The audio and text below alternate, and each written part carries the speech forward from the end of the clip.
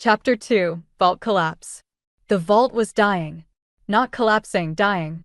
There was a difference, and Al felt it in the tremor of the golden walls as he sprinted across the interior walkway.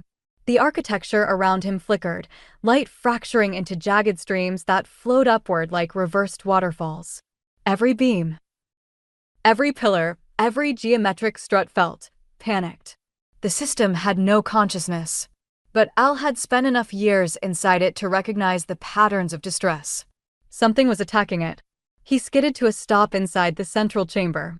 The vault's heart, a massive, spherical core of layered gold code, pulsed erratically, like a heartbeat losing rhythm. The intricate lattice around it cracked open in places, leaking streams of corrupted black and red glyphs into the air like digital smoke. Al exhaled slowly. Not fear. Calculation. His visor lit with dozens of overlays as he assessed structural integrity, power flow irregularities, and active corruption points. The numbers were wrong. Not like a random failure, not like decay. This was precise, targeted. "This is no anomaly," he muttered. "This is surgery." He raised his hands and golden energy flared to life, swirling around his fingers with the smooth, controlled precision of a master craftsman. Out of everyone in the operations unit, Al understood the vault best. He had helped design parts of it, reinforced others. He knew how it breathed. And right now, someone was choking it. He strode to the nearest stability conduit. It was split clean open, as if sliced by a blade made of code. Corrupted symbols writhed along the edges, chewing deeper with every passing second. Al knelt and pressed a palm against it.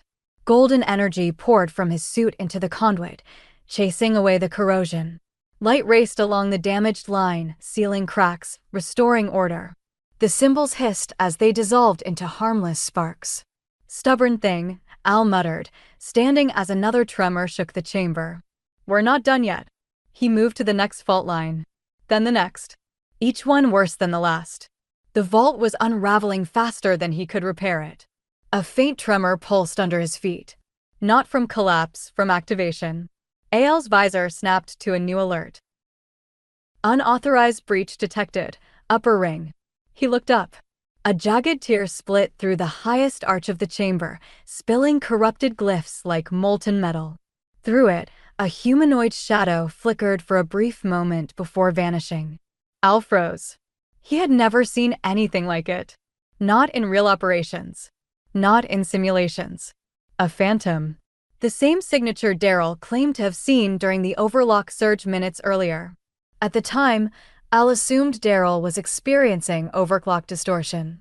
Operators hallucinated under extreme protocol stress. But now, the tear widened, shrieking as system geometry deformed violently. Chunks of gold plating tore free and spiraled downward like burning feathers. The vault's death rattle. Al raised both hands and unleashed a surge of golden energy. It shot upward in a spiraling beam, stabilizing the collapsing arch just long enough for him to sprint beneath it. He reached the core, the heart of the vault. Its surface, usually a perfect, seamless sphere, was cracked. Deep fractures crawled along its curvature, glowing with red corruption. The light inside flickered erratically, dimming with each pulse. Al touched the surface with both hands. The core shuddered. "Easy, easy," he whispered as if calming an animal. His energy seeped into the sphere, coating the fractures with molten gold.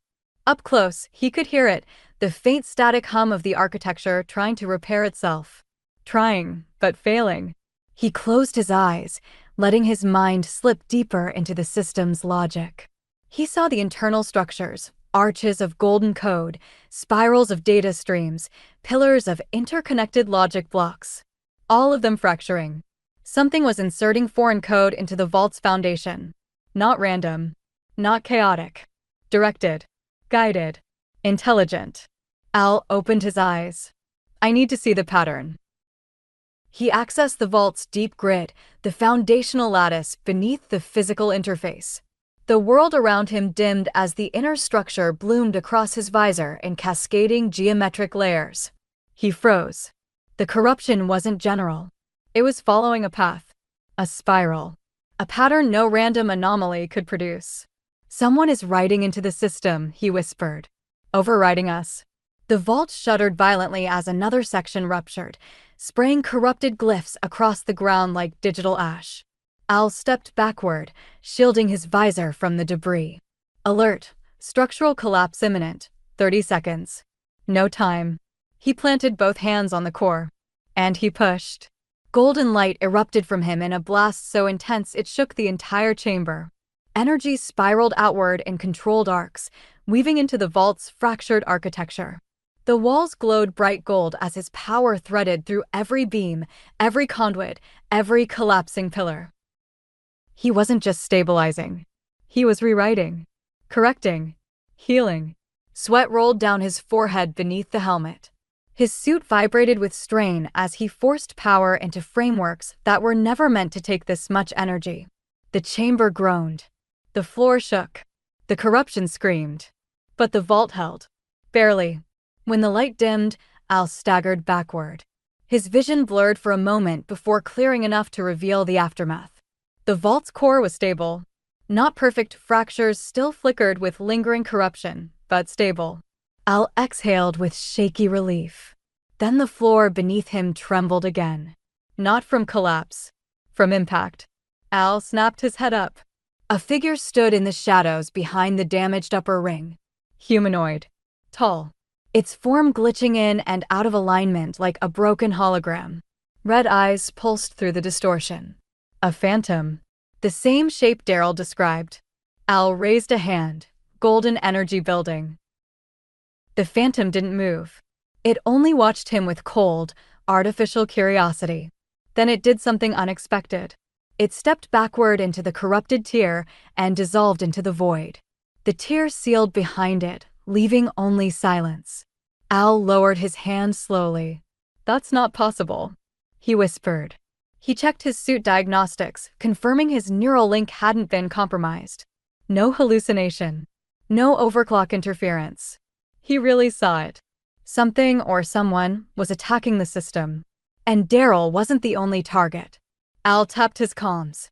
"Darrell, I've stabilized the vault, but we have a problem. A big one." Static crackled before Darrell's voice came through, winded and strained. "Define problem." Al glanced around at the damaged chamber. "The anomalies aren't random. The corruption is directed. Purposeful. And there was something here. A phantom. It breached the vault's upper ring." Silence. Then Darrell swore quietly. "You saw one too." "Not just saw," Al replied. "It watched me." "Why?" "I don't know," Al admitted. "But whatever is attacking the system, it's learning." Another tremor ran through the vault. Not collapse. Not decay. Warning. The system was changing. Al stood tall, golden light pulsing from his suit. "Wherever this leads," he said softly, "we're already in it." Far away, in another sector still flickering from instability, Darrell's voice cut through the static. "Then we find the others. Because if these things are spreading, they won't stop," Al finished. "Exactly." Al looked up at the fractured ceiling of the vault, at the faint red glow fading from where the phantom had stood. Then he turned toward the exit. "We need to move," he said. Because the system was under attack. Because something new had awakened. Because Darrell had barely survived overclock. And because Al had just witnessed the vault of the system itself bleed. Together, they were about to face a war no operator had ever prepared for.